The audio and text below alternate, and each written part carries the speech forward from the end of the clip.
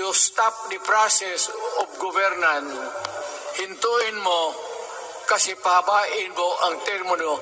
Gusto mo, sabi ko nga sa iyo, Mr. President, kaibigan kita, Bingbong. Pag pinilit mo ito, lalabas ka ng Malacanang. Yun. Kagaya noong panahon Ng na tatay. pinalayas kayo. Yun.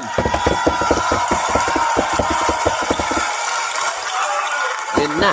Alam ninyo, kung hindi na talaga ito mapigilan, nandyan ang military pati pulis, makinig kayo. Pag-aralan ninyo kung ano yung pinapakain nila sa taong bayan. At pagka nakita ninyo kung ano ang mali,